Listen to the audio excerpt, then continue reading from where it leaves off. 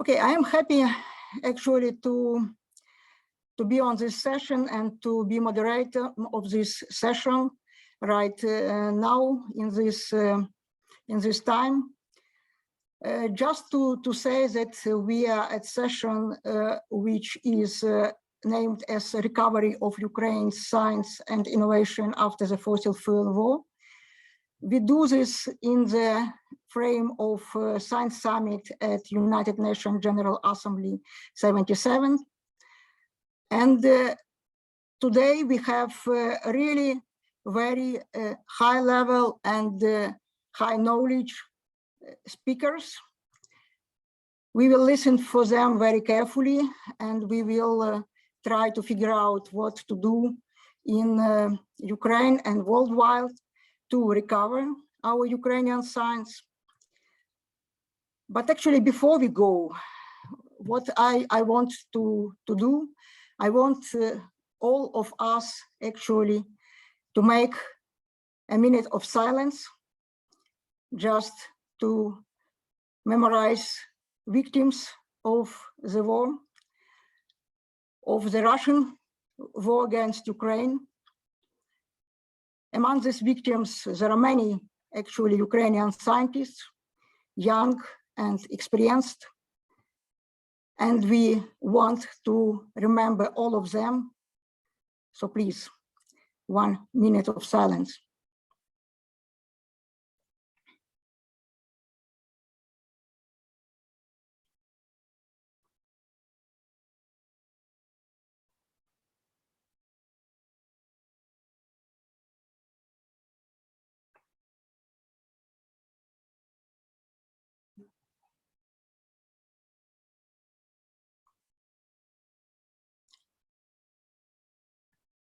Thank you for this. And all we do actually now, we Ukrainian and here at this session will be based on our memory and on our actually thoughts about future of science, and we will do it to memorize the achievements and what they could do, but were not able due to this unlawful war of Russia against Ukraine.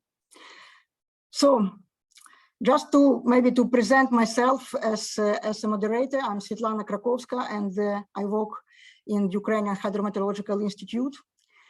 I head of applied climatology laboratory, so climate change is my topic. That's why I was head of delegation of Ukraine to Intergovernmental Panel on Climate Change. And that's why actually I put this connection between the funding of the war due to funding fossil fuel in Russia and climate change. So for me, it's easy, but it was not obvious for many people in the world. And I hope now it's much better, we can understand.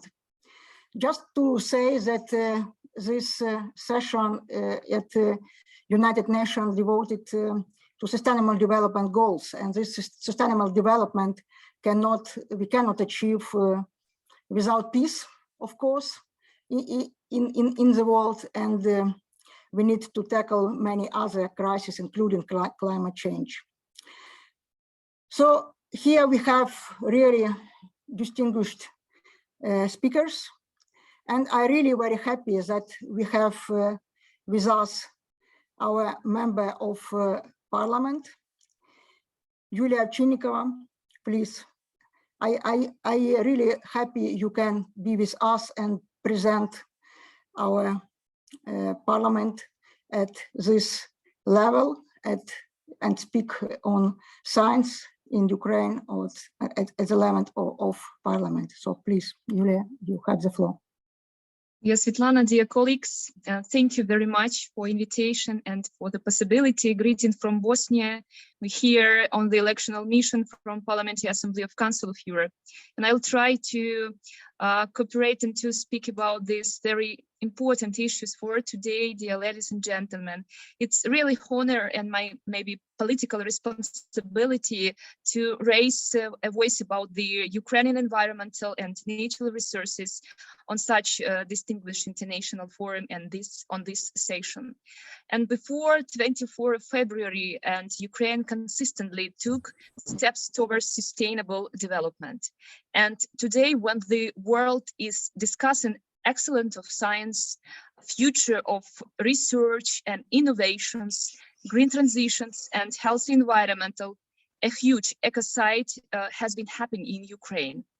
An ongoing war of aggression in our country, started by the Russian Federation in Ukraine, is an enormous step backwards in the climate actions in Europe and globally. It's a real genocide against our Ukrainian nation and Ukrainian statehood.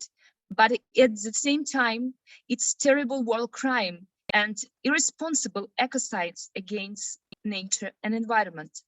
So scientists have been working on the climate crisis for more than 30 years. However, today Russia nullifies all global efforts and accelerated this process with the military actions, not only on the territory of Ukraine, but also by treating nuclear catastrophe to the whole world. So all the red lines have been crossed by the terrorist state. This on one left. The planet is one step away from the apocalypse, and the voices of the scientists are now heard. Those who specialized in nuclear research, explaining how the system of nuclear weapons work and what is emergency kit everybody must have. Those from the medical field now to protect ourselves and how to protect ourselves. Those from climate studies explaining the global damaging effects, and human rights activists raise the voice on the gross violations of human rights for the healthy environment of Ukraine and Europeans. Firstly, suffering deferred from the armed forces of Ukraine directly on the battlefield. Russian troops use terrorist methods and internally launched missile strike and nuclear and thermal power plants and dams in Ukraine, pollution the environmental and cynically violating the fundamental principles of international law. Secondly, the majority of the natural resources have been completely destroyed and damaged in our country. What does it mean? Horrible destruction of the whole ecosystems, gross contamination of the waters, also in the diverse harmful metals, mining of the large territories, killing population of animals, burning of the thousands of streets and plants, and also protected areas located on the temporary occupied territory of Ukraine are in danger, and their workers who remained in the perform their duties are threatened.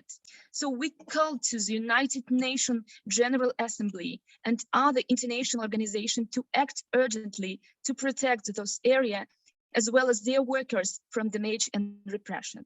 And large-scale fires and infrastructure and industrial facilities lead to poisonous with the hazard substance. Pollutants can be carried by winds over long distance.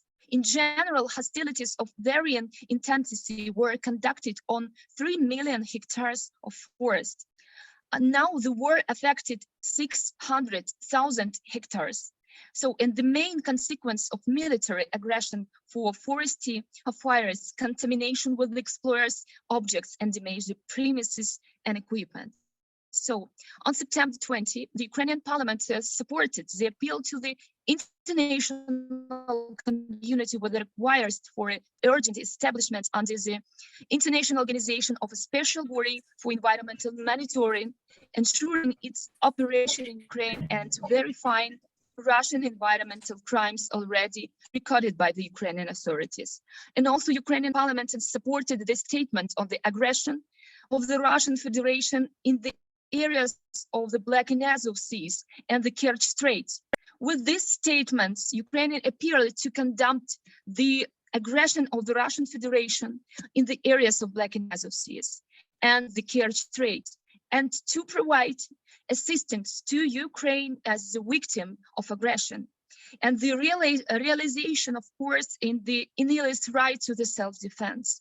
So, and recently I want to add that for example, in the platform of Council of Europe, in the Parliamentary Assembly of Council of Europe, our country have possibilities to present and to prepare its report towards Council of Europe, seas and ocean strategies against the climate crisis. And I think it's very important global question, which it's necessary support from the all global communities and necessarily protect and reserve natural protected areas, oceans and seas as well, because it absolutely influence for the climate in our world as well.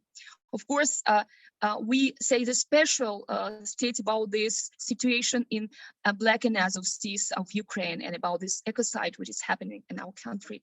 So, and Ukrainian legislation would be changed in the different components connected with sustainable development goals. For example, it's climate policy, the migration and adaptation to the climate change, environmental safety and the effective waste management, and effective public management in the field of environmental protection and others.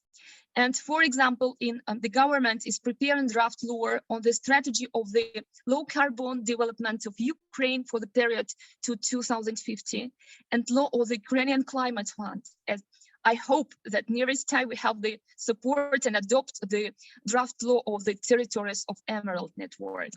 And I want to add some words about the displaced university. Today, I would like to emphasize that in the conditions of war, it's especially necessary to support displaced higher education institutions. We have a lot of such institutions. And for example, I'm from the Vasil Stuzdonets National University, the first displaced university. And our government and all international organizations needs to support these unique institutions for the future development and cooperation with all European stakeholders.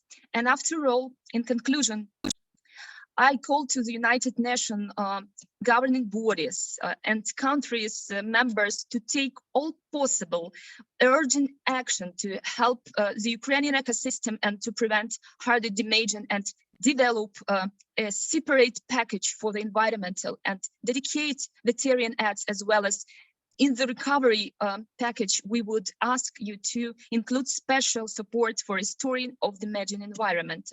So when Russia cannot remain the member of the United Nations anymore, but at the same time, it should be taken to the international crime and responsibility also for ecocide it has been creating on the planet Earth. Dear colleagues, thank you for your attention. Thank you very much, actually, for all you bring to our meeting, and this is from the highest level of Ukraine, actually, and we really feel this support. In this case, I just can add a bit from my side, because right now I'm not on my working place. I'm at the IPCC actually panel in Geneva right now, and I should bring here to attention that there was one report on this national gas inventory, greenhouse gas inventory, where I raised question about military emission during this war and how to account for this and how we will deal with this in future. And I've got a lot of support actually here from other countries and from this IPCC, the highest level of methodological authority, and they promised me to bring it, so we will discuss it more at COP27 very soon. So climate change, of course, is a big issue in the world, and of course it is big issue in Ukraine, but right now, of course, it is not so much priority, but anyway, we continue this work and we encourage, and I've heard a lot very good words from many countries here during the meetings that they inspired our devotion to this problem, with global problem, how we deal with both actually with the war in our country and with climate change. So with this, actually, we invited and we were expected to have our vice minister from the Ministry of Ecology, Svitlana Grinchuk, but unfortunately, we are in this situation when we have unexpected some matters. So she is with the minister. Maybe she will join us later, but at the moment we will continue with Oleksandr Diachuk, who was who made a lot actually in this. In our national determined contribution at the Paris Agreement, our commitments actually, and he is a scientist, and at the moment he is not only scientist, but he is fighting. He is, as far as I know, but I guess he will present more. So Oleksandr, over to you. Hello everyone again, thank you very much. Thank you for inviting me. And of course, I want to support all of thanks from the Svitlana to the world who support Ukraine. And I will start as a scientist, starting from my experience and my some analysis of energy sector and role of climate change or role of energy sector in mitigation of climate change. If I can, I will share my screen, my presentation. Do you see my presentation? Yes, but not in, now it's okay. Now it's okay, as Nana said, that I'm working in the Institute for Economic and Forecasting of the National Academy of Science of Ukraine. But currently I'm in the reserve of the Forces Army in voluntary formation. It's like reserve of the army, but I have a time also to work with my original work in the institute. I just want to present some what was in Ukraine before the war. As you can see on the screen, it's a final energy consumption or energy balance in Ukraine, and you can see that a lot of energy was from fossil fuels, and fossil fuels, including nuclear, was imported from Russia. And of course, after the war, it's a big challenge for Ukraine. But again, based on supporting of our colleagues from EU, from in the world, and our government is finding some solution, and we have electricity, we have gas and heat in the country, but of course not in all houses. First of all, we have 2,000 kilometers of line of where we have fighting attacks, rockets, and so on and so on. And of course, it's very bad. But and the same in electricity generation, we have more half of electricity produced by coal power plants and 26% from nuclear. And again, we had a lot of coal, but import dependency was very high from the Russia. After the 24 February this year, energy demand, electricity demand in Ukraine dropped more than 35%, and now we have of course the basis for electricity generation currently is nuclear, but as you know and mentioned today, that it's a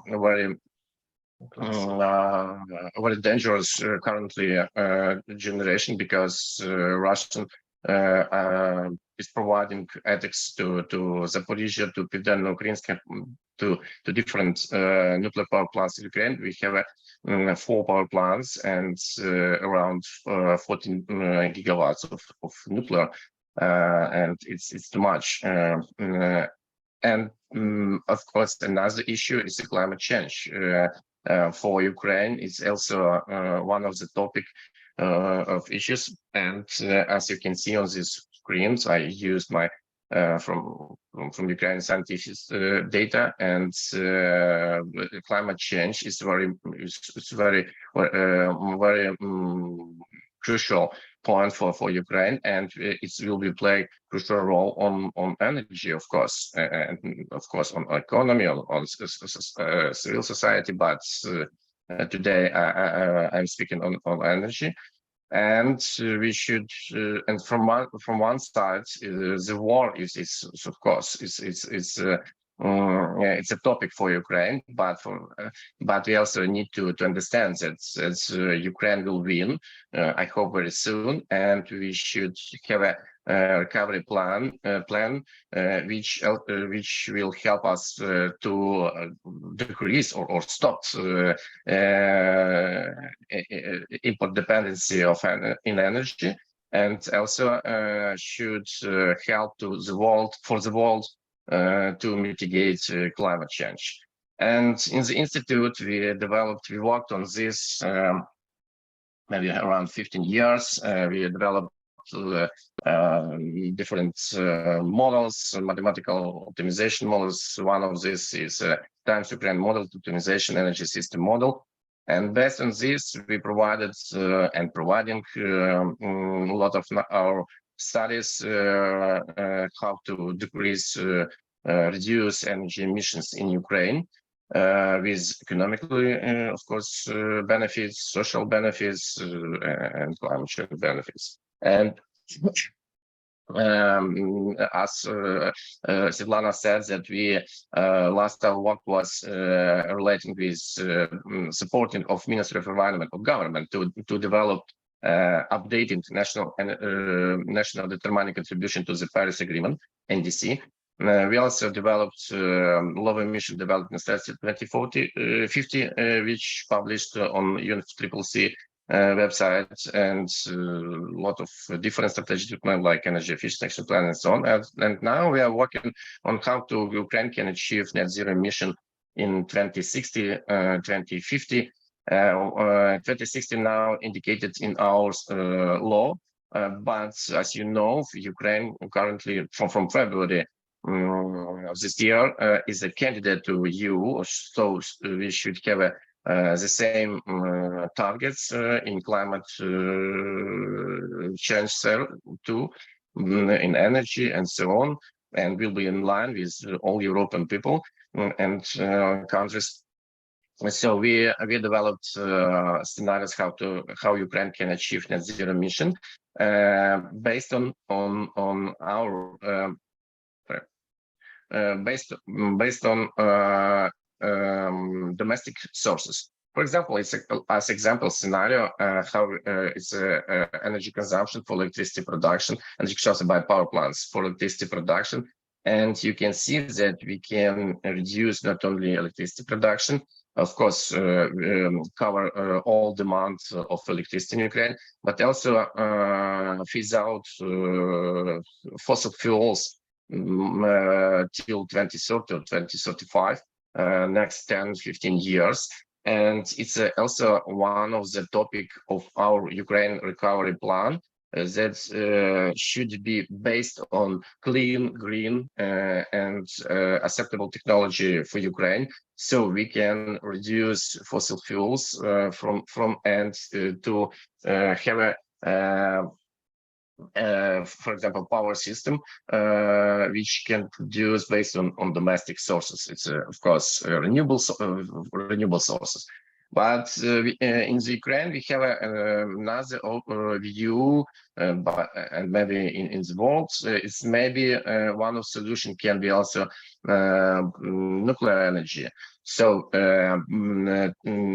keep the more or less the same install capacity in Ukraine. We also developed one of scenarios which where electricity production will be based on energy of nuclear.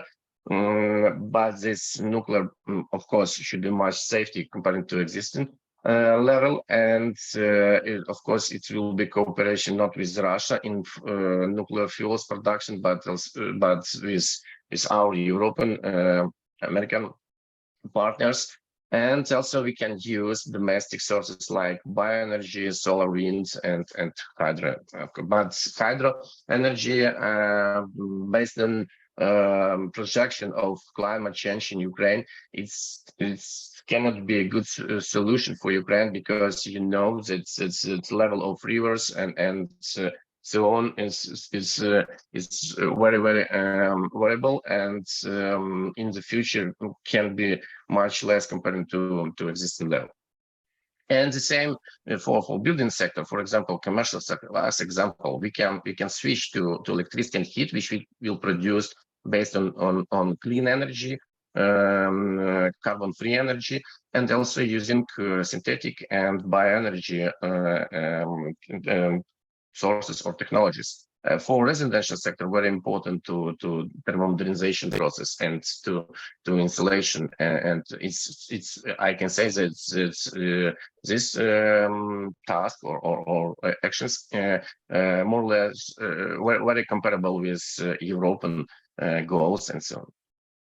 So many Ukrainian scientists were forced to take up arms to defend Ukraine, and many of them have already died, but heroes not died in Ukraine. Slava Ukraine. Thank you very much. Героям слава. І це дійсно дуже щирі слова. Sorry, I switched to Ukrainian, but well, in fact, it's really very moving. And thank you, Oleksandr, to present all this part, which is about energy, which is really essential for not only for climate change, and just to show our plans before the war, but in fact, what we see now is that we need much more faster actually transition to other sources of energy, especially with nuclear. Especially now we see how fragile these actually sources of energy. Notwithstanding, we have enough for Ukraine, and even we can sell to Europe and share and help with this energy crisis, which Europe now has just due to again our enemy in Russia. But with this, I would like to invite Garry Sotnik, who will speak about this very interesting actually conception of anti-fragility. And please, Oleksandr, I guess you need to stop sharing your screen, and we will come, and I will invite Garry now to the floor. So Garry, yes, please, floor is yours.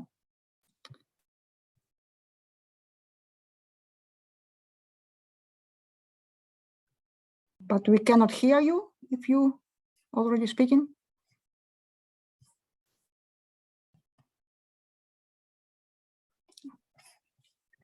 Can you hear me now? Great. Thank you so much, Svitlana, for giving me this opportunity to contribute to such an important topic and discussion. Dear colleagues and participants, the central topic of this summit is sustainable development. This session is focused on the recovery of Ukraine's science and innovation after the horrific Russian invasion. I would like to address these important topics by first discussing the concept of anti-fragility, and then argue for its centrality in both sustainable development and the recovery of Ukraine science and innovation. The concept of anti-fragility was introduced about 10 years ago by Nassim Nicholas Taleb. It refers to the ability of a system, any system, be it human or natural, to improve during major disturbances. The importance of this concept becomes apparent when considering the volatile and continuously evolving environment that we all live in. In such an environment of constant change, in order to persist over the long term, any system, especially social systems trying to undergo sustainable development, must also evolve, becoming better adapted to the changing environment.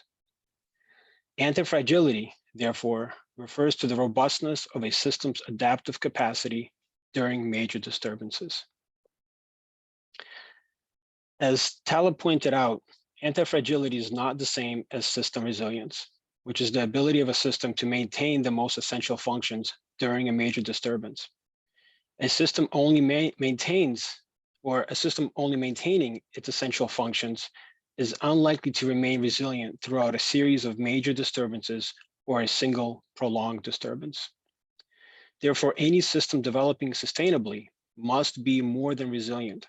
It must be anti-fragile, especially during major disturbances, such as the Russian invasion of Ukraine, which has already resulted in the loss of thousands of lives, displacement of millions of civilians, mobilization of thousands of civilians into the military, and the destruction of critical infrastructure, including homes, daycare centers, stores, factories, and scientific laboratories. Not to mention the toxic legacy of major ecosystem degradation and substantial air, water, and land pollution. Gracious Heavenly Father, we know that you are with us in both the calm and the storm. Even when the disciples began to fear, Jesus showed he was Lord of the waters. We ask that you would calm the wind and the waters of the I think there's a heckler. I think that we just need to mute open them. our heart, love, and Yes, generosity please mute. in the coming days. In all things and at all times, help us to remember that even when life seems dark and stormy, you are in the boat with us, guiding us to safety. In your most holy name we pray. Amen. I'm sorry, but we need to mute. I guess it's Catherine. Thank you, Governor. John Clare, National Weather Service. Hurricane Ian's landfall is imminent. Can we mute everybody and then unmute me? Hurricane Center's 11 a.m. advisory. Begin with a category. Great. Can you hear me? Yes. Please. Great. Please continue. Yeah. Sorry. That's okay. Hecklers happen. Before discussing the relevance of antifragility to the recovery of Ukrainian science and innovation, I would like to provide some of its recent examples. We do not need to look very far. The Ukrainian political system has not only shown itself to be resilient in the face of Russia's invasion, but also anti-fragile, as it was able to adapt in order to outwit Russia's information war while mobilizing the world behind it and isolating Russia. Another example of anti-fragility is found in the Ukrainian military, which has not only resisted the Russian forces, but also adapted to outmaneuver Russia's much larger military and is now rewriting the book on how to fight off powerful aggressors. What about the Ukrainian science community? Multiple international and local efforts have been launched to support the community's resilience during the war.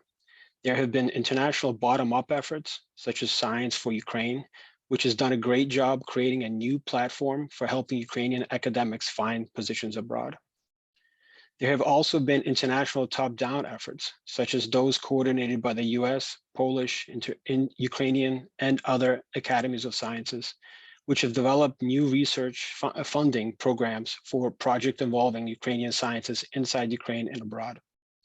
They have also launched several initiatives that facilitate closer ties between Ukrainian and international scientists, provided Ukrainian scientists with access to international science journals, and donated equipment to Ukrainian research facilities. But that is only part of what is needed for the Ukrainian science community to actualize its potential for anti-fragility.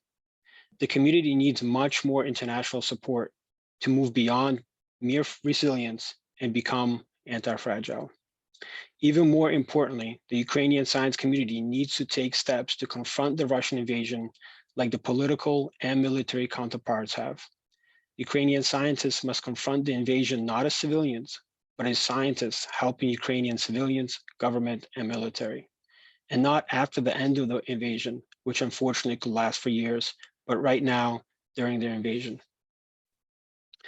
This is the only way for the Ukrainian science community to become fully anti-fragile. Otherwise, over the longer term, it might not even manage to stay resilient. Imagine this war continuing to drag on for years. Unless Ukrainian scientists engage in the fight as scientists, many of them will find themselves abroad working on unrelated topics, while students will find themselves fighting the war in positions altogether outside the scientific domain. In other words, unless the Ukrainian science community becomes anti-fragile, it will find it difficult to remain resilient over the longer term. So here's a diagram of the current situation where the Ukrainian science community is only partially engaged with the international science community and the Ukrainian public and private sectors. In this situation during war, the resilience of the Ukrainian science community might be temporary.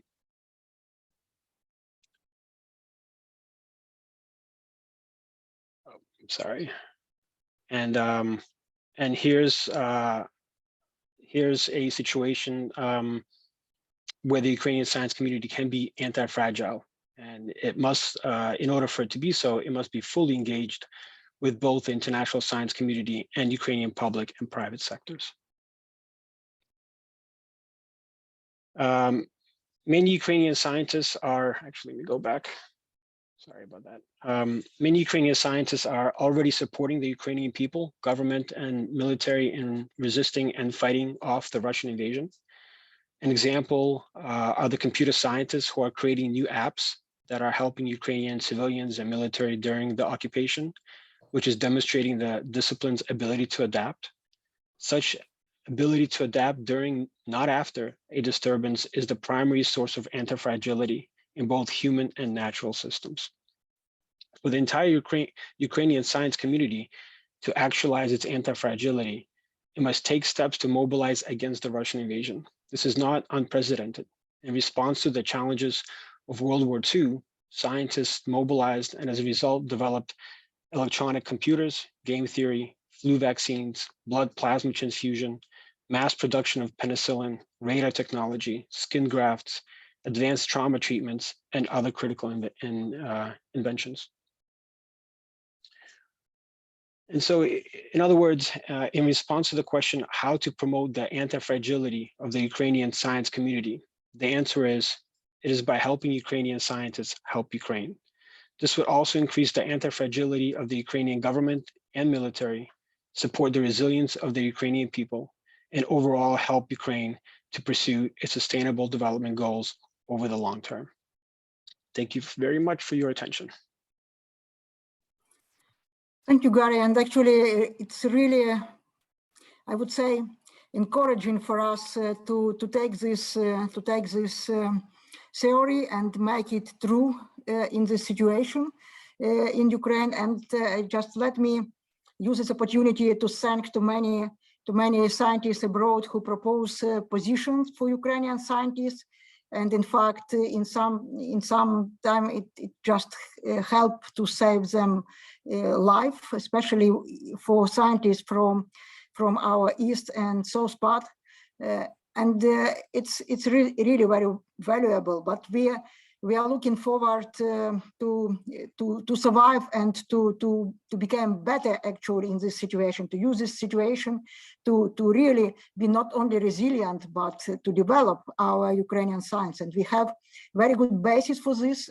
And maybe, but not maybe, for sure, the best science was engaged during actually action of our National Research Foundation of Ukraine. And I'm really happy that we have with us Olga Polotska, who is executive director.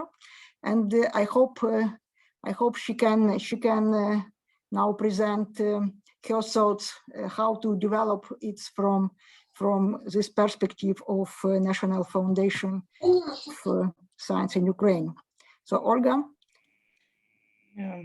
Svitlana, thank you so much. Just let me very quickly start with my presentation. And of course, I would like to start with thanking, well, the organizers of the Science Summit and of this session today for having me today and letting me be a voice of Ukrainian research community. So let me address you from Kiev, the capital of Ukraine, the very heart of Kiev, actually. Today I will be talking about many things and actually, well, certainly concentrating on challenges and on the needs of Ukrainian researchers and the needs of the National Research Foundation of Ukraine. But I hope that I will have enough time to speak about the things we have managed to accomplish, and usually not by ourselves, but with the help of our international partners. So very quickly about the foundation. We are a state budgetary, publicly funded, non-profit organization. And the main purpose of the foundation is grant support for research, fundamental research in all fields of science, as well as applied research and developments in priority areas of science and technology, priority areas for Ukraine. And the main selection criteria has always been and remains quality of research ideas. So, well, as far as the objectives, the principal objectives go, so, well, of course, we have created and we're functioning to stimulate national fundamental and applied research. This is the most important objective. We also aim at development of research infrastructure of Ukraine, and what is also very important, international integration of Ukrainian research system and individual researchers too.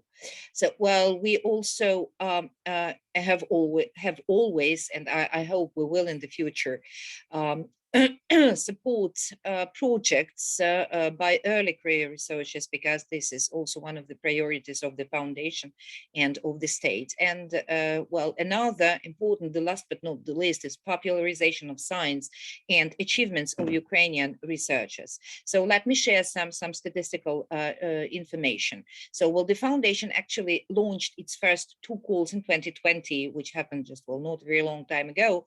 And since that time, we have been able to support 216 projects, so with different periods of implementation from 1 to 3 years.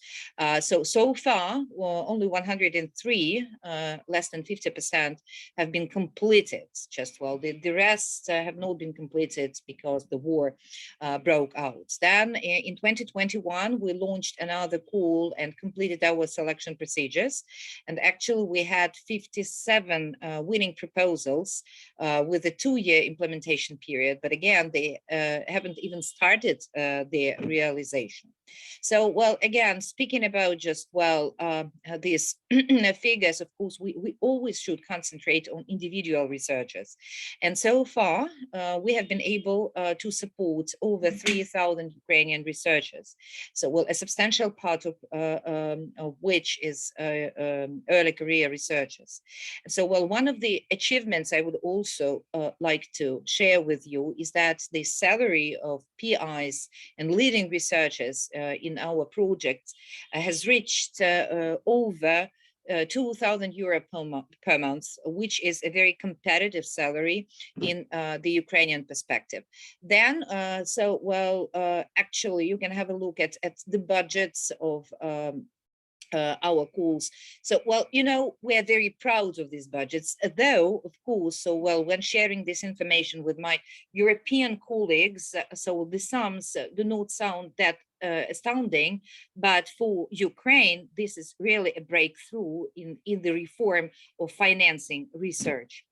So, well, however, we can note today, just, well, amidst this very complicated topic, so, well, the full-scale war, which was launched by the Russian Federation against Ukraine, and de facto against contemporary democratic civilized world not only initiated the global energy and humanitarian crisis, but also dealt a powerful blow to Ukrainian research system. So the situation in this sphere is unprecedented and remains quite uncertain.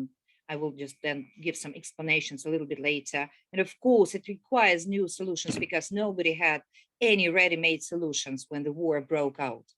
So, well, again, concentrating on the activities of the National Research Foundation of Ukraine, our grant season 2022 was suspended immediately after the war broke out because all the grant funds, which were previously allocated by the government of Ukraine to the National Research Foundation of Ukraine, were directed to cover the needs of the armed forces of Ukraine to combat the Russia's invasion. So, well, here on the screen you have numbers, well, bigger numbers as compared to the ones that appeared on previous slides. So, well, the thing is that, so, well, these are the plans that were broken by the war. In 2021, we launched 2 more calls with very high budgets, but even the selection procedures were interrupted by the war, so we don't even have the winners. So, well, again, some statistics, though it's sometimes very hard to be very precise with these figures because the situation is developing too fast and the numbers are continuously growing. So far, to the best of our knowledge, 131 universities and colleges have been damaged, and 22 of them have been completely destroyed. So, well, in the system of research institutions, over 50 of them have been damaged or destroyed, some of them, well, critically damaged. Then the information coming from the temporarily occupied territories of Ukraine is not systematized, unfortunately, but we have some alarming tendencies. And an example of unlawful actions of Russian citizens on the territory of Ukraine, numerous facts of removing research and laboratory equipment, and very, very often it's unique and very costly equipment from Ukrainian universities and research institutions to the territory of the Russian Federation, presumably. So, well, and an example is, of course, the documented removal of unique research equipment worth over $10 million from Chernobyl nuclear power plant. So, well, though we are facing all these challenges, we have already started analyzing the winning projects, which we do hope will be able to support financially in the coming year. Among these projects, there is a very long list of projects aimed at ensuring the defense capability of Ukraine and in the future reconstruction and recovery of Ukraine in the post-war period, or as we say, after Ukraine's victory. So as far as the new solutions go, well, actually our priorities here at the foundation have also changed, have also been altered by the situation itself. At the moment, currently, our #1 priority is preserving the research potential of the country with an emphasis on researchers staying and working in Ukraine. So this is #1 priority really for us. So while we are just inviting everybody, and we're doing our best to do this by means of inclusion of Ukrainian researchers into running programs worldwide that might be, granting programs or some, international programs, whatever. Then communication, intensive communication, I would say, with foreign institutions and organizations, and assessment of available ways to support Ukrainian researchers.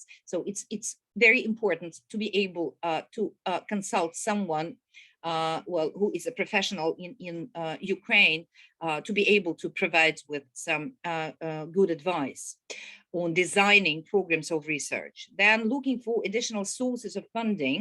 So, for example, at the NRFU, we can operate both public funds, budgetary funds, and funds coming from other resources, for example, donations, and we're already working on that.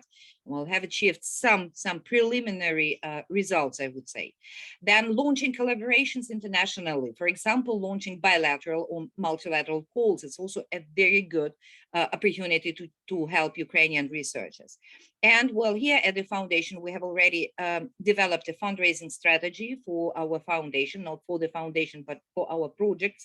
And we're very soon launching a fundraising campaign. So, well, as a matter of fact, so here on this slide, you can see just, well, several logos, but this is a very limited number of the logos of well, different companies, businesses, our colleagues from foundations, associations, even the European Commission, which actually offers their programs of support, and the National Research Foundation of Ukraine was systematizing and contacting them, systematizing this information. And at the moment, so we have over 16 projects or programs of support aimed at Ukrainian researchers on our website. So we'll make this information public. Then another important way we're going now is actually engaging not separate organizations or companies or whatever, but networks of our partners worldwide in support of Ukrainian researchers. And this is really, this has become well, a new vector of our activities at wartime. So here we have 3 examples. There are more of them. So well, this year we've granted membership at Science Europe Association, and we are the only member well, coming from a state outside the European Union. Then Global Research Council, a lot of activities, a lot of well, just communication with them, and an example of a bottom-up network or initiative, Chance for Science, which was launched in Germany, and we are also actively participating in that. So well, and to be more positive, actually, I would like to provide you with a couple of well, you know, I hope successful cases of our negotiations and collaborations with international research community. Now we are at the very, very final stage of negotiating with the University of Cambridge regarding a new call for individual grants supported financially, 100% supported by the University of Cambridge. So while we have a very nice offer coming from the Swiss National Science Foundation to launch a call for joint research projects held jointly by this foundation and the National Research Foundation of Ukraine. So well, and again, the last but not the least, what I'm going to talk about today is that just, well, we normally derive from the general understanding that science is one of society's most impressive institutions, but it's not an entity apart. So doing research internationally is not a right, it's rather a privilege. That is why the National Research Foundation of Ukraine, since the very beginning of the war that actually happened in the first days of March, has been addressing and calling on the world research community to support Ukraine in its fight against Russian aggression, as well as to support and promote complete isolation of all Russian institutions doing research and researchers affiliated to them. So, well, to sum it all up, let me just, well, express that in the form of an appeal to the world scientific community. So, well, these are the things and these are the actions which we find especially important and, by the way, effective. So, well, first of all, it's continuous communication with Ukrainian institutions for assessment of available ways to support Ukrainian researchers, providing financial support to Ukrainian research community, including in collaboration with our foundation, launching collaborations, then inclusion of Ukrainian researchers into running programs. That seems to be a very good way out. Participation in development of a long-term plan for recovery of Ukrainian science, including its infrastructure, because it has been heavily damaged. Well, the parts of Ukraine where the concentration of research institutions and universities is very high. Then support of the initiative, remote research positions for scholars in need. So, well, there is such an initiative, and that it's living worldwide. So, well, we appeal to our colleagues to support that. And of course, scientific sanctioning universities and research institutions in Russia and Belarus and of researchers affiliated to them. And at the very end of my presentation, I would also like just, well, to you to well, have a look at well, the words said by Pavel Mikhailuk. He's, by the way, one of the grantees of the European Research Council. So right now, we Ukrainians, including scientists, needs the EU to provide more weapons as Russian troops keep on bombing Ukraine and killing people, including women and children. So thank you so much. Of course, I'm available for any questions or any commentaries. And I do hope that just today's session is going to be, well, not only informative, but that's going to be effective. An effective means of communication. And communication, as we have learned, well, a lesson from this war is a powerful weapon. Thank you so much. Thank you, Olga, for this presentation, very informative and with concrete steps proposed for our scientists. Actually, it reminded me that actually on the first day of the war, I had printed one proposal it was for National Academy of Sciences, but this proposal never will go, but never say never. We hope that it will be funded after. This proposal actually was on adaptation measures for forestry in Ukraine and the adaptation measures for climate change, in fact. With this, I just want actually to mention, maybe to bridge more to this climate change issues as well, because this first day of the war, I was head of delegation at IPCC meeting, which was about adaptation, vulnerability and impact of climate change, in fact. So we were planning so many things to do after, to raise awareness of society about this problem. We planned webinars, and actually I was involved and still involved in very powerful project which funded by European Commission, and this the project is APENA 3, and it says strengthening the capacity of regional and local administrations for implementation and enforcement of EU environmental and climate change legislation and development of infrastructure projects. So in this actually big project, we have many components which some of them which about West is even more actual now, because we're speaking about military West. And it's really very important now to deal with this West in many places, especially where fight going on. But another component which I responsible, it's about adaptation to climate change in pilot oblast. And before the war, this full-scale war, we selected 3 oblasts, which was Lvivska, Ivano-Frankivska, and Mykolaievska. And from European Commission, it was some signals that maybe it will be not possible to make it in Mykolaievska Oblast, which now really under big bombing and destruction. But in fact, my knowledge says that we need to take this oblast because climate change is very profound. You know, we can see it very easily in this oblast with water deficiency and with water quality. So we need to do this work. So it's work which should be done and can be and must be done now, even before we win. And of course we will do it. And of course after we have so many plans. And most we are talking about now, it's about our future plans, because it's not easy to build new infrastructure when we're still under missile attack. So, but anyway, we need to think about this again, anti-fragility. So we need to build, we need support for scientists in Ukraine and outside of Ukraine.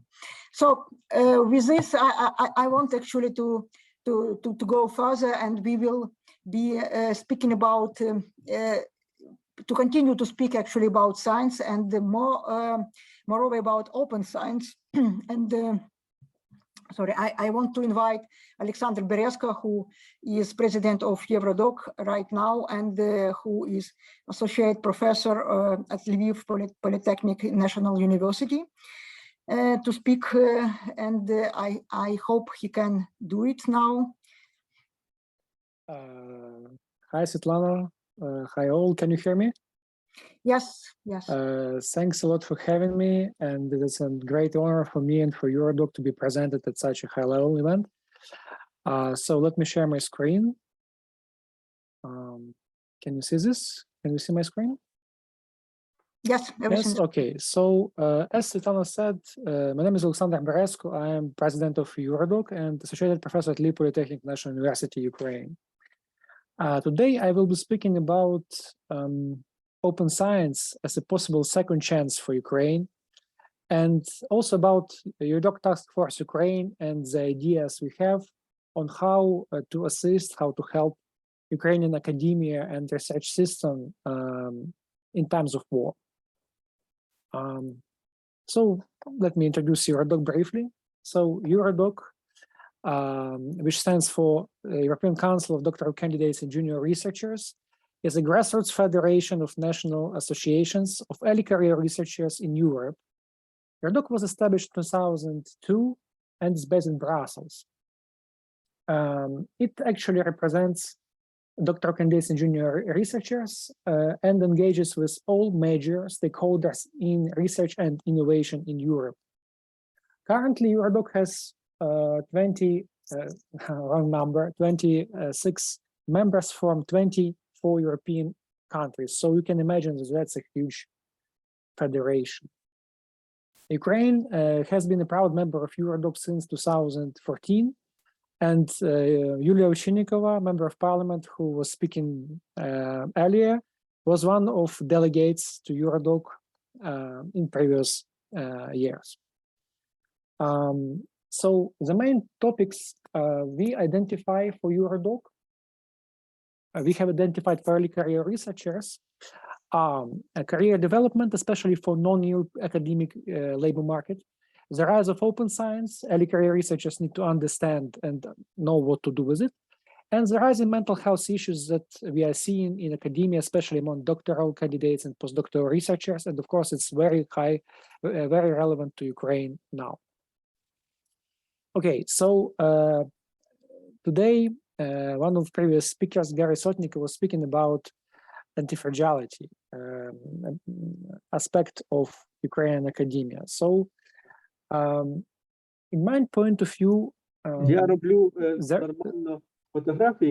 could you please mute yourself? Yuriy Demchenko, could you please mute yourself? Thank you very much. So, the reduction of meteo effects in science and innovation are the key to increasing the anti-fragility of Ukrainian academia. What is meteo effect is a dynamic of cumulative advantage where only already skillful and well-resourced institutions, communities are able to advance further. So in very simple words, richer get rich and poorer get poor. And unfortunately today, Ukraine, it's not a new concept. It was described by Robert Merton back in 1968 and with many other researchers, but still it's highly relevant to Ukraine now. So Ukraine has meteo effect in many areas, and one of them is new approaches to science system, which are gaining popularity in Europe. One of them is open science. In 2016, European Commission presented the updated vision of European policy towards science and innovation, open innovation, open science, open to the world. And open science is one of the key aspects of this policy. Generally speaking, open science is a transparent and accessible knowledge that is shared and developed through collaborative networks. Of course, it's very general, a very general, let's say, explanation, but in practice, open science is an umbrella term which describes many different practices, open practices in research and research communication, starting from open access to scientific knowledge, and to open evaluation, open data, and everything like this. By the way, open science is very much relevant to climate science and climate action, especially open data, which helps to mitigate climate change. Also, climate open science showed its impact during COVID pandemic and is recognized by many key international organizations as, let's say, critical to combating COVID-19. Let me tell you that Eurodoc is committed to open science implementation, and we had our own open science ambassadors program. I was open science ambassador in Ukraine for several years. So practically it means that in Europe and worldwide there is a huge infrastructure of various services, tools, initiatives, approaches, statements. So huge environment, huge ecosystem of open science, which leads to new approaches to data sharing, science communication, collaboration among researchers. And many of them are unfortunately still not very well known in Ukraine. By the way, I added this logo several days ago as a coalition of reforming research assessment was shaped, and Eurodoc was one to sign the agreement on reforming research assessment in order to incentivize and recognize open science practices among research. So we had our own survey in Eurodoc, which showed that in Eastern Europe, researchers still are not aware and don't consider important many key aspects of open science, such as reproducible research, open and fair data, which is very much limiting the research potential of Ukraine. Because let me tell you that most of our respondents from Eastern Europe were from Ukraine, so actually this correlates to what is happening in Ukraine now. Another key result of the survey was that we developed a model of 3 levels of needs and focus regarding publishing, research publishing, and general research communication. So from basic level, where everyone is focused on participation, just to be able to access the basic quality research communication infrastructure. Then competitive level, which is now present in many European countries, which focuses on individual excellence, and collaborative level, which is, one of the goals of open science, which focuses on collaboration. And the main need here is access to open, rapid, and flexible publishing infrastructure. So speaking of Ukraine, we are now on the basic level, and most developed European countries are on the collaborative level. So perhaps one of the key questions to Ukraine is that if it's possible to Ukraine to skip the competitive level and go directly from basic to collaborative level. And from my perspective, it's possible, and we should work on achieving that goal. Why I'm calling this step a second chance for Ukraine? Because it reminds me very much of Web 2.0, because as you remember, there was a huge transition from, let's say, reading web, when users can only read, right, to collaborative web, World Wide Web, right? When we now can collaborate, share documents, communicate and everything like that. So for me, transition from, let's say, traditional science communication, which is very much as it was in printed media, to open science is very similar to what was in Web 2.0. And this can be the second chance for Ukrainian research system and academia to be fully integrated into European and worldwide ones. One of projects which bring open science to Ukraine is Optimal project, where we collaborate with Svitlana Krakovska.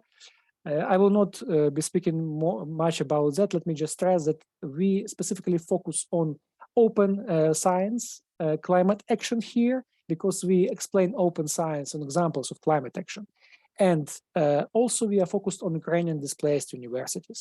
Unfortunately, at the moment, we will need perhaps to reconsider this, because the concept of displaced higher education institutions in Ukraine has emerged, and now we have many damaged universities and higher education institutions which also need support. So perhaps we will extend this concept. Also, just in my final words, let me tell you that Eurodoc has a dedicated Ukraine task force, which actually works and has, let's say, Ukrainian academia during the and after the war, multi-level needs assessment and addressal. The document which helps us to understand how, for what we can advocate on the European level, on the policy level. And at the moment, the key idea of Eurodoc is to achieve the next effect. We want to incentivize a research performing organization from European Union and worldwide to partner with Ukrainian institutions, not only on institution level, but on level of research teams and departments, in order to work on joint research projects. That is the best way to move forward, in our opinion, as it will prevent brain drain, will allow Ukrainians who stay in Ukraine to earn money directly, and will further help to integrate Ukrainian research system into the European one. All right, thanks for listening.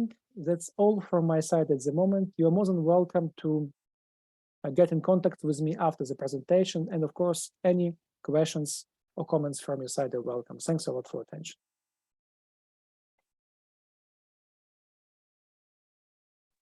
Thank you, Oleksandr, for your talk. Actually, it's essential to know about not only open science, I would say, but about open society. And my understanding that due to this openness, due to this availability actually of access to internet, many of our citizens actually had possibility to survive, and it actually gave them possibility to record many crimes actually, and I suggest that Russians didn't expect this, and now we as open society can show the real face of this Russian invasion. And coming back to science, coming back to what we are talking about here, we will go from this young researcher, from this Eurodoc, to more experienced one.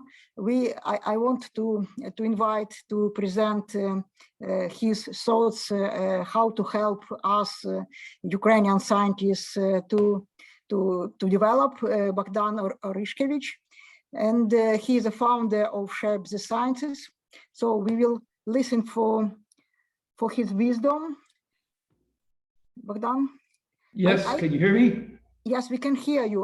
I pressed share the screen. Let me see how I can show. First of all, my document is in chat. So if I can't, oh, here it is. I'm sorry. There, can you see it? Almost.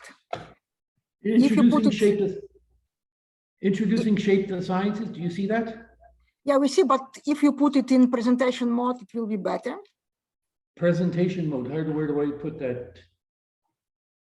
At slideshow or somewhere. Just a second. This is the first time I'm seeing meeting control. It's just, you are screen sharing, new share. Okay, so how's that? Yeah. Is that better? Not yet. But I guess we can, yeah, we can proceed with this. This is probably fine, Bogdan. Yeah. What? It's okay. It's okay? Yeah.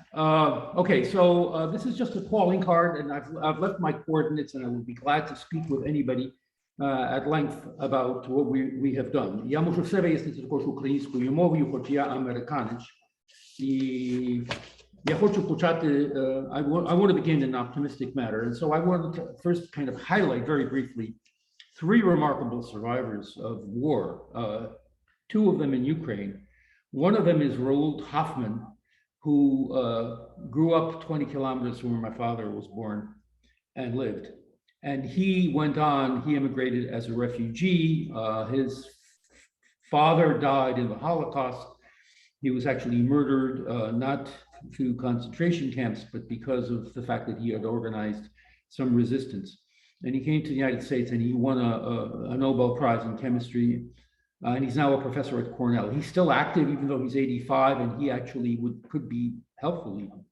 The second person that I would like to highlight is George Sharpak, who grew up in Volyn, and he was ill, and his mother moved him to Warsaw, and then Paris, and then the war broke out, and he attended high school in Paris, joined the resistance, was taken into a concentration camp, and survived that, and went on to win the Nobel Prize in Physics in France.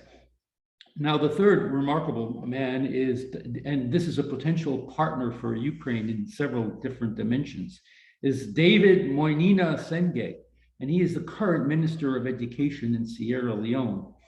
And he survived the civil war in Sierra Leone, and as a kid, he said he saw so many people without limbs, so many soldiers, that he said he was going to work on that problem, and remarkably, he did.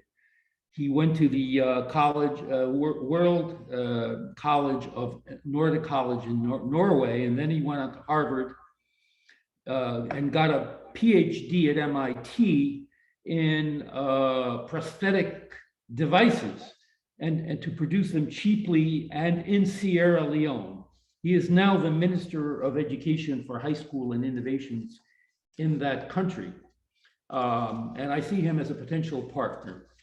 Now, I don't know if you see the third slide, but I was conceived by refugees in a refugee camp. But I grew up with a silver spoon because my parents met in a refugee camp. They conceived me and then they eloped to a university town. And I was actually born in a university hospital clinic.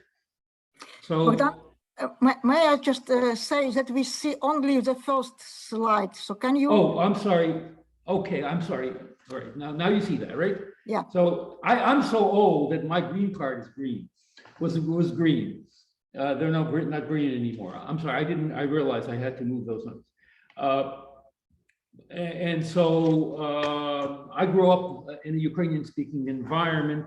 I remember the agglomeration of all the family because of as they were coming to America and our family reunions. And that reconnection with other refugees continued into the 60s and possibly even into the 70s. Now, in 1979, I trekked in the Himalayas in Nepal. And I was shocked by the ecological damage that our small groups did, and by the fact that we had porters. We had porters who were paid $1.50 a day and walked barefoot through the snow, even carrying our stuff. And it was luxurious and it was a wonderful trip. But I decided to give back in kind. And in 1983, I bicycled across the United States for Oxfam America with 35 other Harvard students. And I did that because I wanted to give back.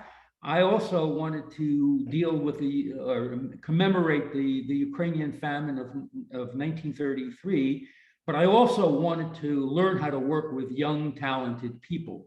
And I have been mentoring elite students on a variety of projects since that time. And so when I have a vision of sustainable development, it's actually not necessarily Ukrainian, but global. And I think you could have a university course, and I'm actually working on that with people that I've connected with online, to have a course that deals with the ecological damage of the Sahel, the Chornozem of the Black Earth Belt of Ukraine and Russia, and Amazonia at the same time. Now, I just listened to a podcast by Professor Timothy Snyder, and he said that the victory in this war will be defined by rebuilding. And he mentioned that victory will be a successful energy transition in Ukraine. And in fact, I actually wrote up such a proposal in 2019, and I'll get into that a little bit later. And he also talked about victory being more efficient cities. Now, I would posit something even more ambitious. Let us think as Ukraine being the laboratory for sustainable development, the model, then eventually the leader, and then the consultant to other countries. Why? Because the rebuilding process in Ukraine will entail hundreds of billions of dollars. And that could be, if that is done with sustainable development as a template, that will be remarkably positive. So we have to think big and we have to think positive. Now, I have learned a lot already in this session, because I didn't know the term antifragility, but I was thinking along that lines. And I was also thinking in terms of the Matthew effect. And so if we have any project that we want to do, we have to first think of security. And I'm already thinking of an underground secure bunker classroom in Kharkiv that will be connected to the scientists of the world in a creative manner to work on biology. And in the long term, there is a model that we can work with, and that is underground Helsinki. Finland has been concerned about being bombed by Russia, and they have a national underground policy, and they have a whole infrastructure in underground Helsinki. The city Ivano-Frankivsk has an organization and a building called Promprelat about rebuilding, modernizing that city from its Soviet era. And it's above ground, but I think one could think of such a center as being underground.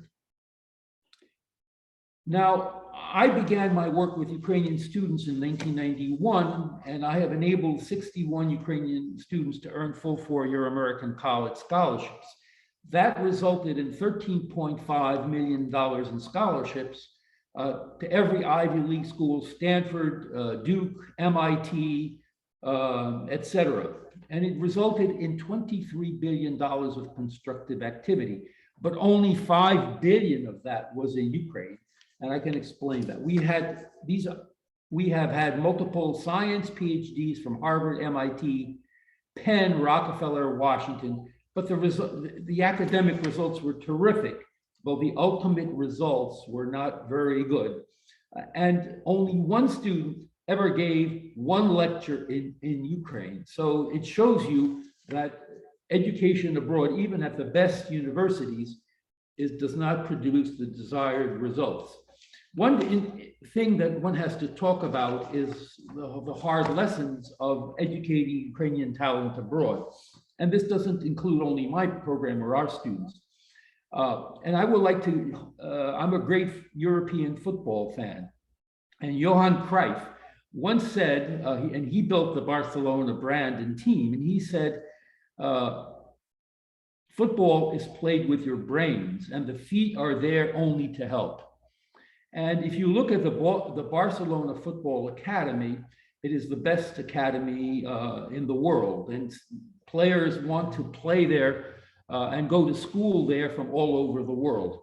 And you know, they've produced Lionel Messi. But in that school, remarkably enough, they spend only 1 hour per day playing football. The rest is obtaining a broad education of languages, feeling comfortable in other cultures, literature, etc., so that they can become complete individuals.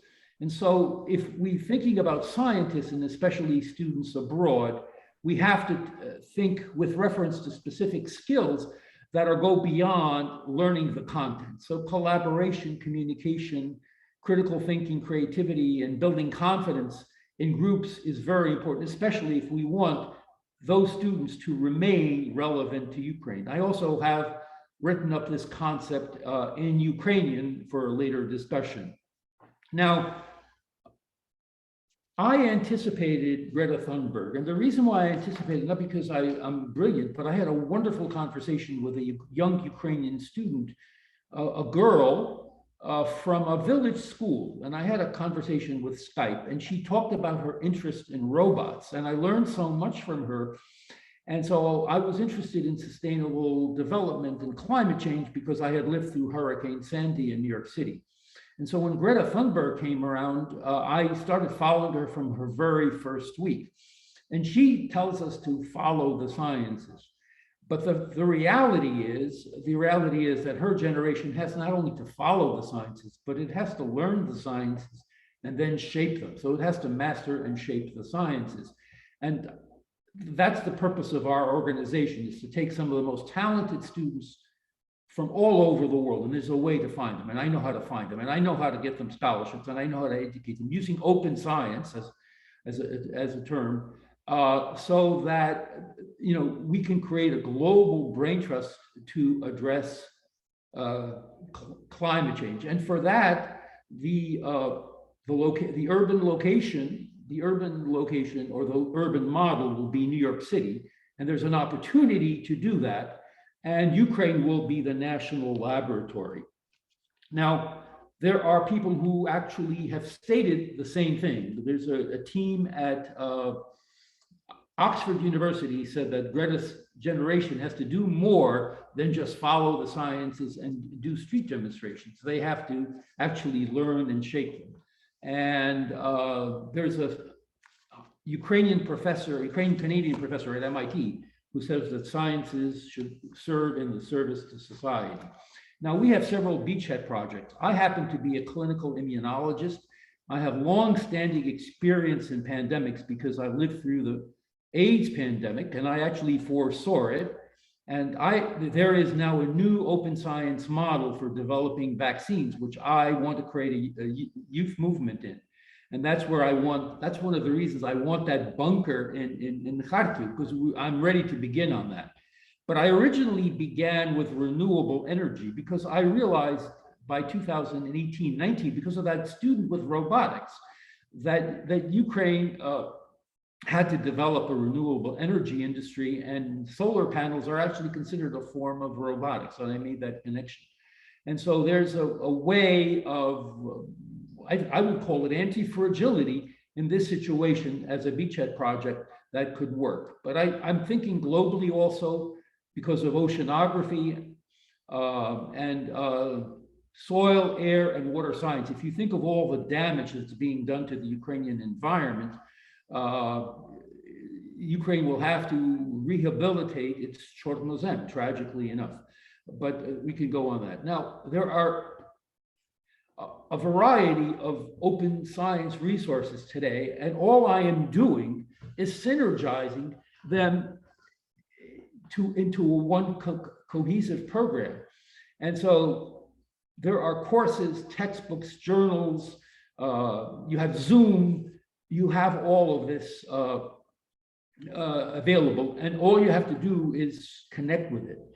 Now, there's a professor, and I'm familiar with this issue because I've been working on it. And usually when you have a good idea, there are other people who have thought of that before, and you're just really copying them.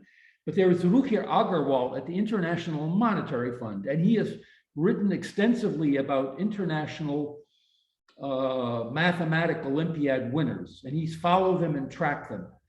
If you take the biology Olympiad winners, and you can connect with them very easily. I've connected with several gold medal winners this year. You can create a dispersed global team of young people who are learning the biology and master, and these are people who will, they can start developing vaccines within 2 or 3 or 4 years if they're connected. And I've already connected with students from Indonesia, Bulgaria, Poland, and the Czech Republic who have won gold medals. And in our USA program, we have had several gold medal winners in the International Biology Olympiad, and they have won scholarships. Thirdly, 20 leading American universities offer $250 million worth of scholarships per year. So the northeast part of the United States, all within a train ride to the United Nations headquarters, has a dispersed college campus of 4,000 students that are from abroad, that are fully funded, and can work on sustainable development in the United States and globally, because all those resources are available, but they're not being properly used at our leading universities. And I will talk about that a little bit more in the end. Now, obviously, there are Ukrainian resources. There is raw Ukrainian talent. So an 18-year-old can win a scholarship to Harvard, but it will take 20 years for that student to develop the expertise to be genuinely helpful to Ukraine. But there's their strategy. I can talk about that. I've worked on this for 30 years. I have found partner organizations in the last month or two. Kvanta XYZ is a team of Ukrainian mathematicians at Cambridge University, which is willing to share its talent and expertise in math. And so that's a potential partner for us. Another partner comes from Kherson, amazingly enough. There is Kherson University, and the physics teacher at the local lyceum and the university is a refugee in Dnipro, and he has set up a website to educate physics online. And that's another potential partner, and this could be extended. There's international faculty that can help of Ukrainian origin. Andriy Kyrylenko is a professor at Cambridge University. He is from Mariupol, and his mother died in the siege of Mariupol in March, and he did not know until May or June, early June, that she had died. And he is extremely well connected. This is a brilliant economist, and we have to synergize all these forces. Donald Sadoway is a Ukrainian Canadian, and he is the most respected and loved professor at MIT. And he has developed a liquid battery to store renewable energy, and it is just about to go on the market. He's a remarkable individual. He gave the first lecture in Ukrainian Ukrainian science after, 1990. And he's I have met him and I have traveled to him to meet with him. There are students also from Ukraine at MIT. Let me talk about the importance of the IT industry. I don't know if you have heard of GitLab, but GitLab was a Ukrainian Dutch startup. It is based on the work of a solo Ukrainian programmer, Dmitry Zaporozhych, who was working in a shack on internet without water even in his shack. And a Dutchman came to him and said, your knowledge is so valuable that we should create a corporation. Well, 12 years later, they've had a company that has assets now, or was valued at an IPO, an initial public offering of $11 billion. And that's the second one that I kind of have observed, because we had a $8 billion IPO in our USA program. And this is a company that is global. Everybody works from home. So you could work in a bunker. You don't have to have an office. It has 1,500 employees. They don't even have an office. They have a mailbox in San Francisco. The money is based kind of legally in the United States.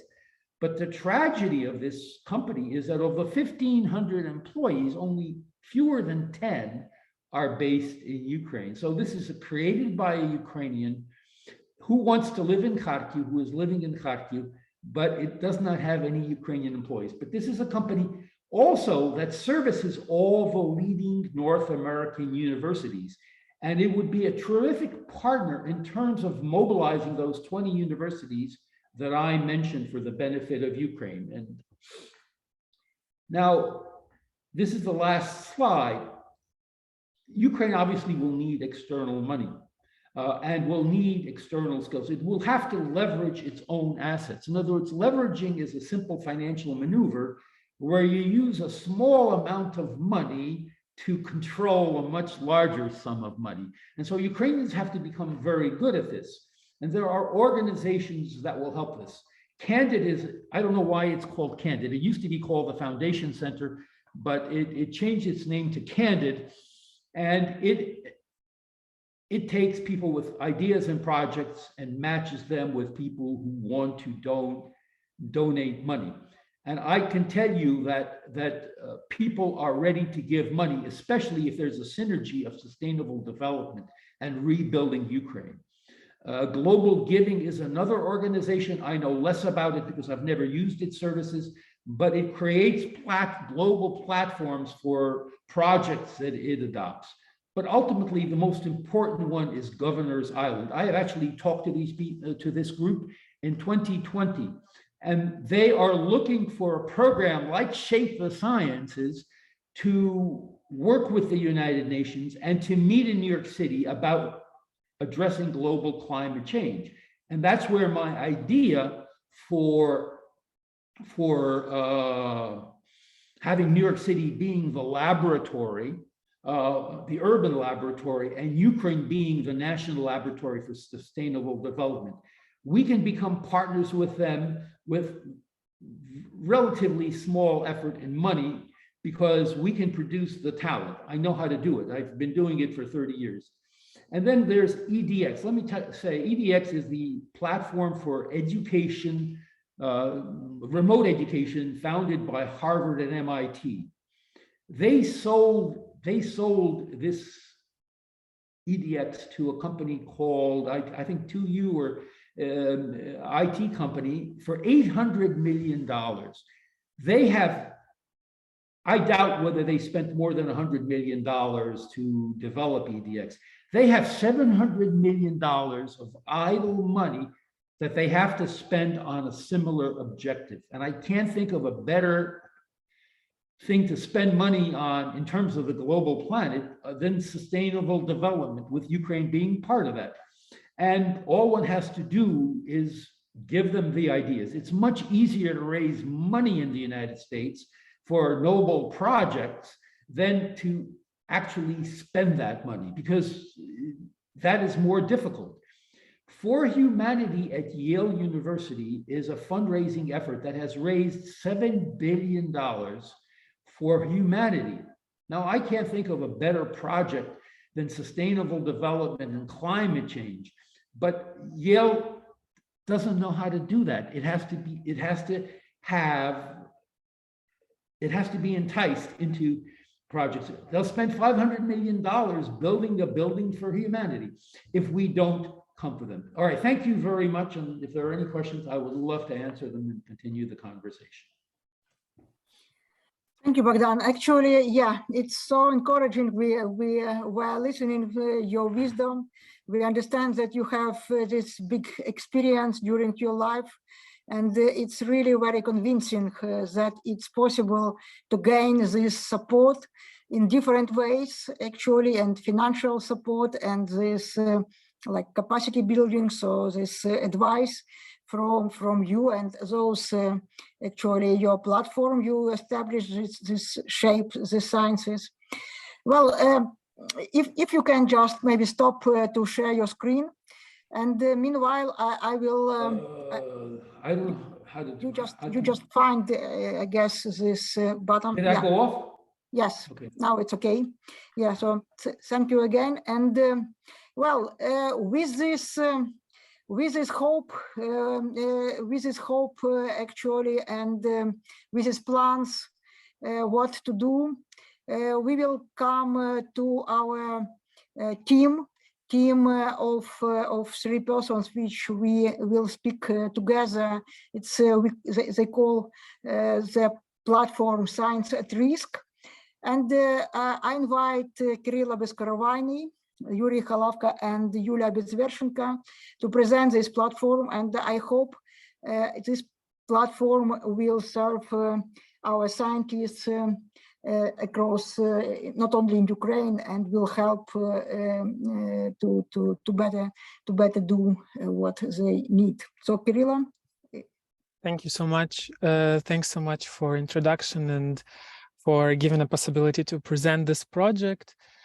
So this project started from us uniting the scientists to consult actually one of international organizations, but then we decided to use all the expertise in order to create this grassroots initiative.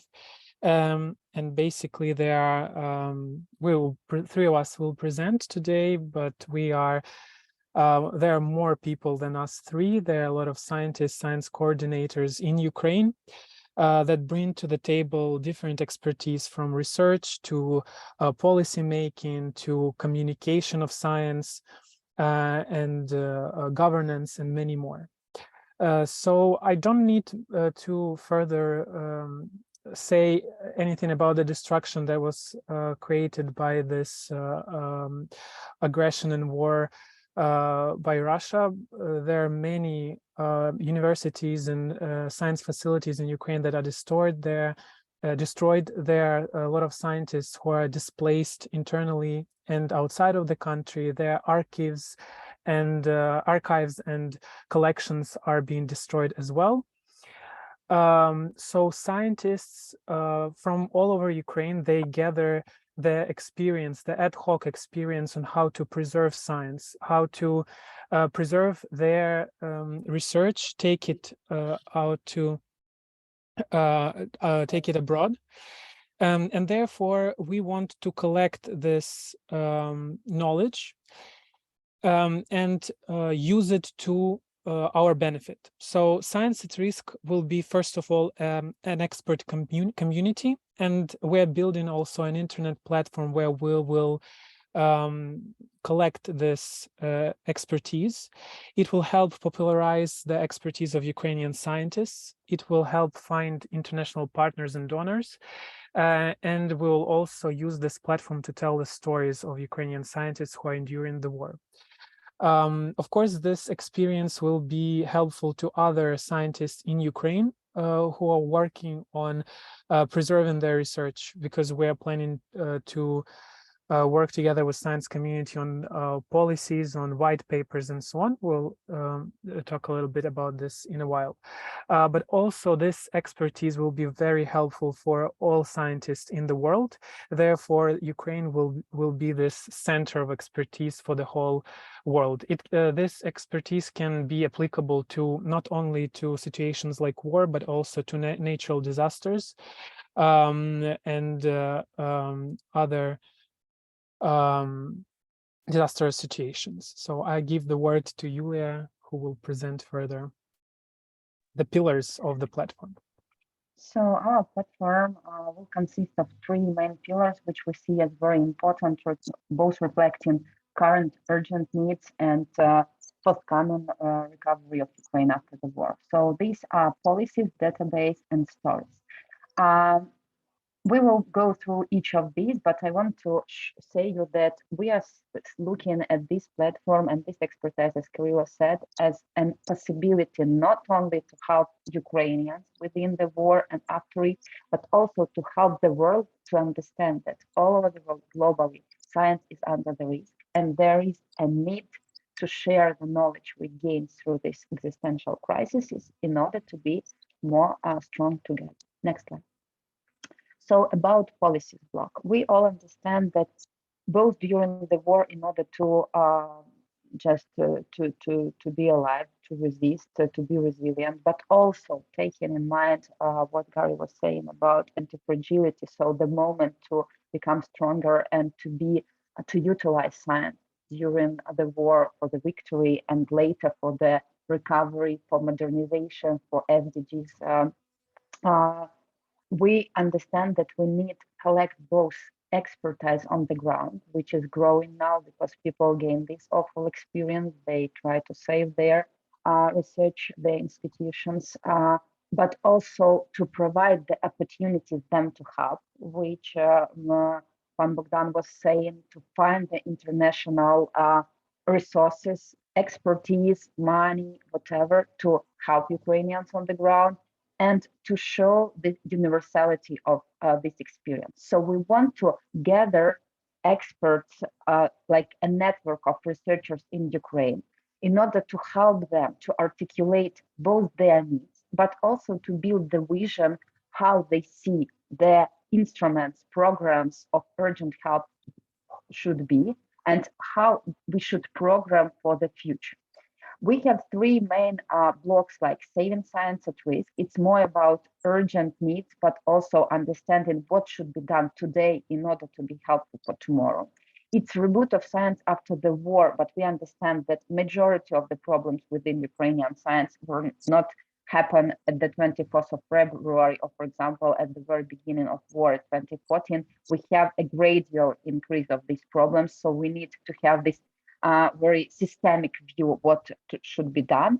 And the third thing, and also we have some global challenges for the science internationally, for example, what Oleksandr and Berezko said about open science approach and how far we are in different countries from it. So we want to use this moment to think out of the box and to enable this leapfrogging maybe from the situation we've been before the war, taking the energy and momentum from the war and experience we have now into the building better variant of future. And the third part is science communication during the war. We think that it is very important to share with all the networks which are involved now horizontally in helping Ukraine. It's Ukrainian diaspora, particularly scientific diaspora, but more general Ukrainian diaspora, professional networks, professional organizations. We want to build these instruments, how people do communicate, how they coordinate. And now Ukraine is showing that decentralized leadership, this horizontal coordination,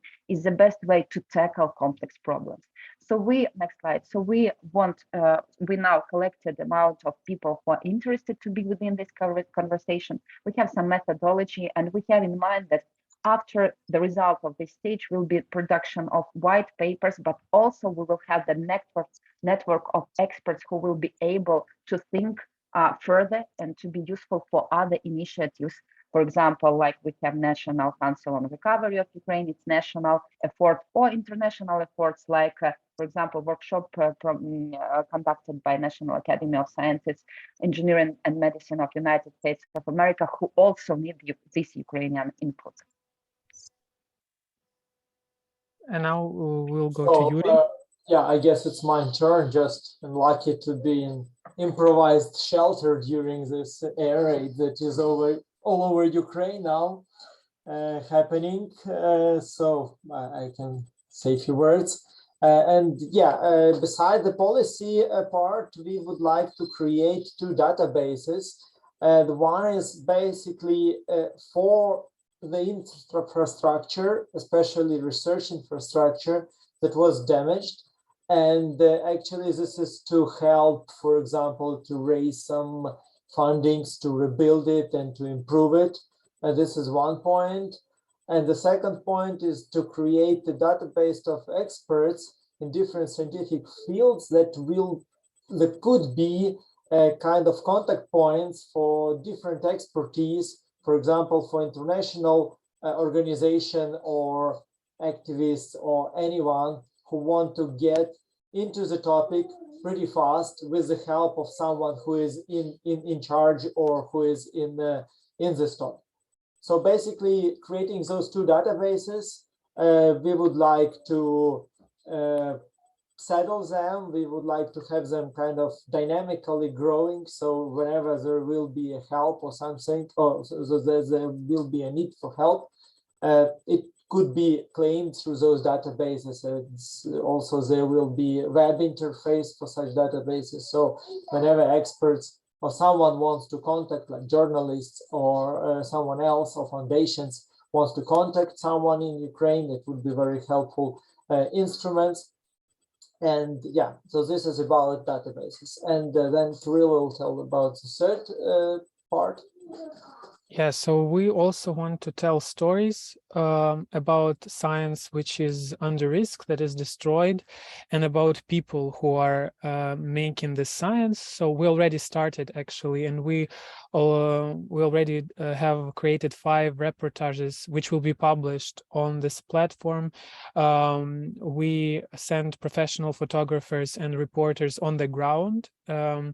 and they make interviews with scientists who suffered from aggression, and they take all the materials of the destroyed infrastructure.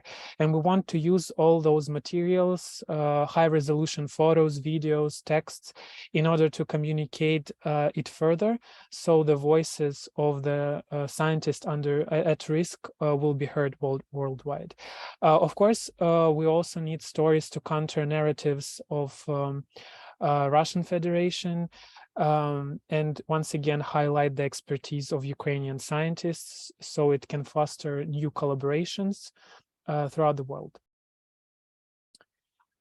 And within this timeline that we are planning to work, it's basically now we are at the step when we are analyzing applications from candidates to work on those 5 directions. It's almost finished, and since starting from the next, basically from October, those working groups will be assembled on each of the topics on 2 databases and on 3 policy papers.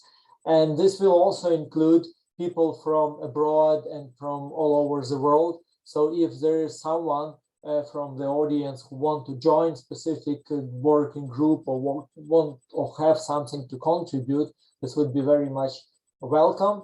And then in parallel, there will be the web platform for this. And we also applied for some other support to extend this into much broader project related to rebuilding science or kind of renewing the science, reloading, we call it, the science in Ukraine from different perspectives, let's say.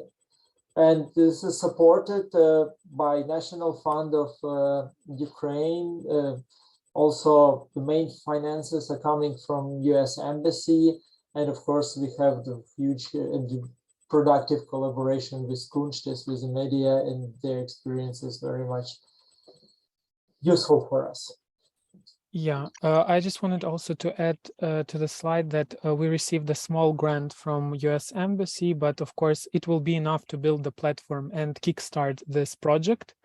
But of course it's not enough to make it sustainable, so we continue to raise funding. We applied for several more programs, but we're also open to,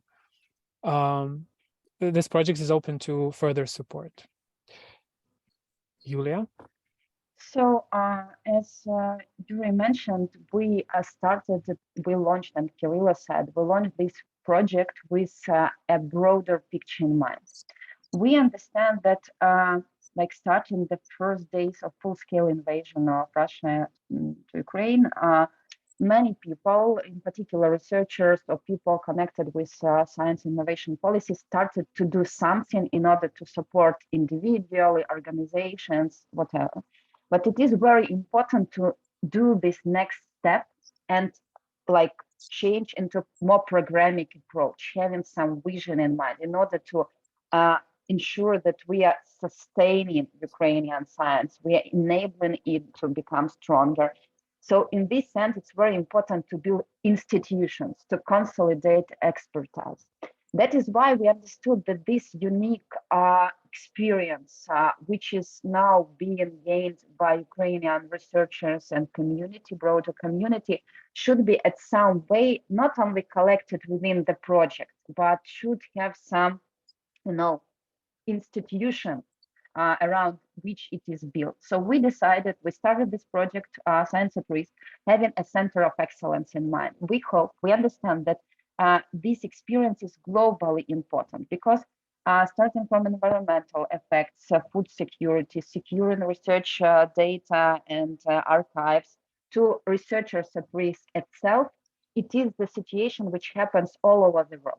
So having the center of expertise, center of excellence, where people like Ukrainians, but also our international colleagues from all over the world who can just share their knowledge and think about better and better instruments, how do researchers and countries and international organizations perform, act, do in such situations is very important.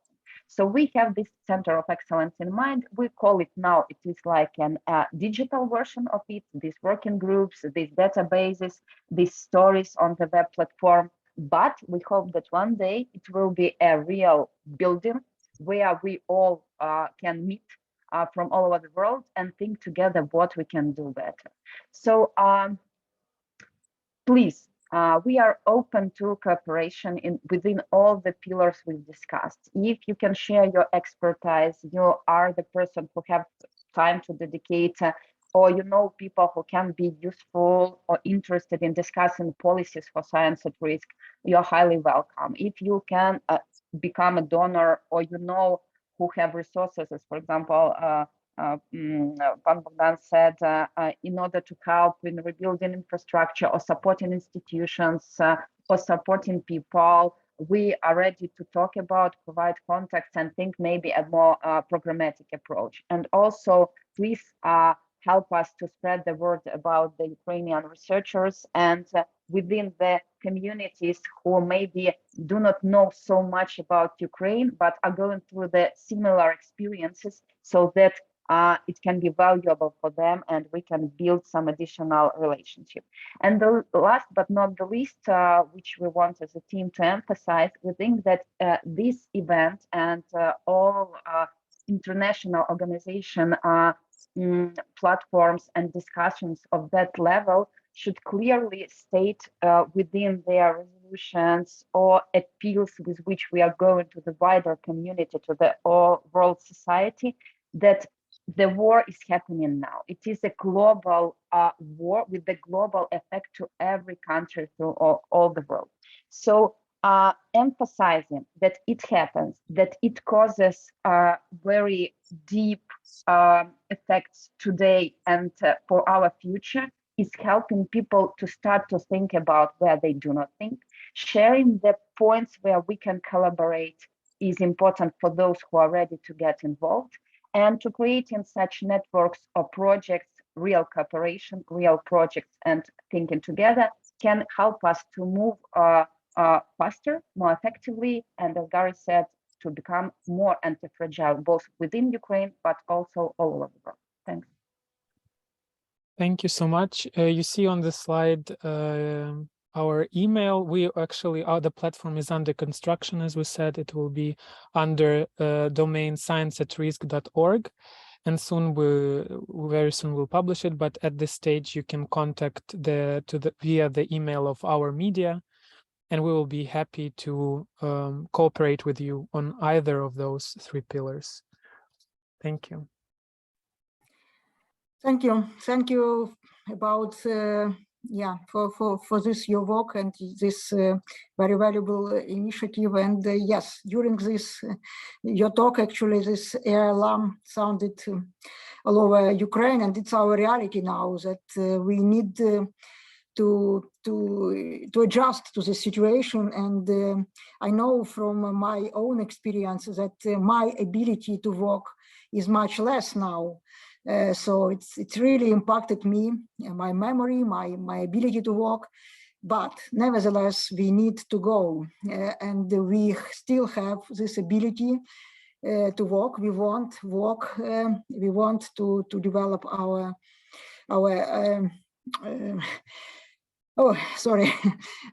our ability to be better. So we want to serve not even only our people, but the world, like how we do it with climate science and with other sciences, in fact.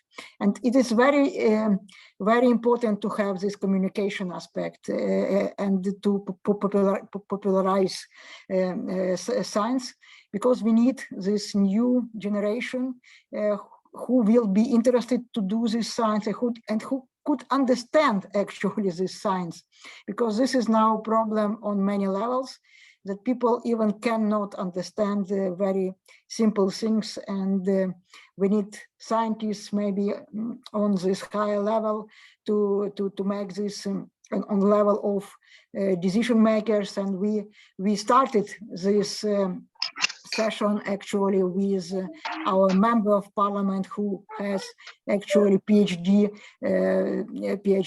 level, and it's very good example, in fact, how we can serve our country and all humanity.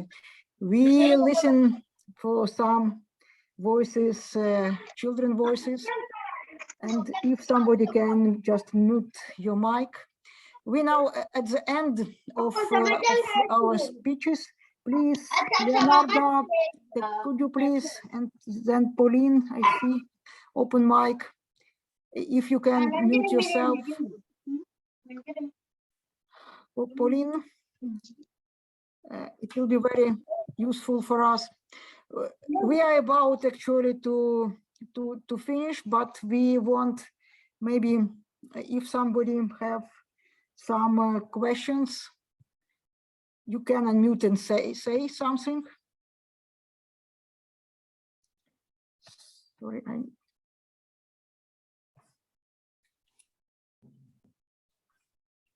maybe I can say a couple words. Launching this session took a long time. I sent I don't know, maybe 100 emails to numerous people, called and so forth, and Svitlana responded. This war affects me a great deal. I have been in Ukraine, worked with Ukrainians. We sponsored 2 Ukrainian scientists for an African solar energy conference that occurred on February the 4th. We were discussing concrete projects 2 days before the war started. And I have lost contact with both of these individuals at this point.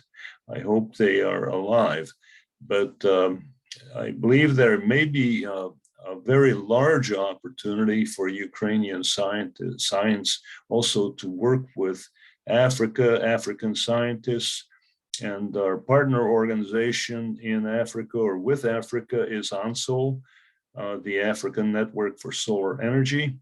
ANSOL has about 1,200 individual scientist members in Europe, in Africa, and there's probably almost many of the universities in Africa are in the ANSOL network, as well as in Europe. And this actually, the organization was founded in Germany, so it's a German headquartered organization focused on African energy. But I believe there could be very substantial opportunities of mutual benefit that would also be open for funding for Ukrainian scientists to open opportunities that don't yet exist in Africa, because there's 600 million people without access to electricity. Ukraine has, in effect, 100% access to electricity. There's a continent with 600 million people without access. There's an opportunity to help, but there's an opportunity also to grow working with them. So I'm hoping I can connect with my colleagues working on advanced solar energy in Kyiv, but we can hook up and work on those projects as well. But this is a war, not only a fossil fuel war. Russia's future has been planted on saying we continue to supply fossil fuels and make the climate crisis worse. That's basically the economic model that they're pursuing, but it's also a war against science itself, because the science in Russia itself is being very, very heavily damaged, as is global scientific cooperation. So Ukraine needs to win. Part of the victory will free Russian science as well, and we can all be better as a result. So I thank you very much for organizing this, Svitlana, with your colleagues. And I think there are many, many super ideas. I think we can do a lot together. Thank you very much. Well, I need to, and I want actually to thank you to initialize this, and without you it will not happen actually. So let me to thank all speakers today. It was really very interesting discussion and presentations, and a lot of ideas we can implement. And actually it's our duty to go from just talking to doing, and we know how to do in Ukraine, so we forced to do it. We are best survivors. Now we have courage to do it, and I'm sure we will do, and we will serve as role models for many in the world. Actually, today I had discussion with European delegation at the IPCC, and they told me about this Bauhaus, this initiative, and they wanted to do this in Europe, but someone just said, why don't rebuild on this climate resilient pathway Ukraine? And this is the excellent idea to do it actually and implement this where it is most needed. Of course, we need first win, but just to summarize this, we demonstrate what can do United Nations. Nation of united people, Ukrainian people. And we really look forward what can do United Nations. And United Nations can solve all other crises we have now on the planet. So with these words, let me to finish this, our I'm sure, very useful and interesting session. And yeah, ми переможемо. Super. Well, we'll send a link to the recordings to all participants, and then you can use them as you need to use them. And yeah, thank you again very much. And I'll send the link immediately. So, yeah. Thank you. And please disseminate this information as much as you can. Yeah, will do. Okay, I'll stop the recording.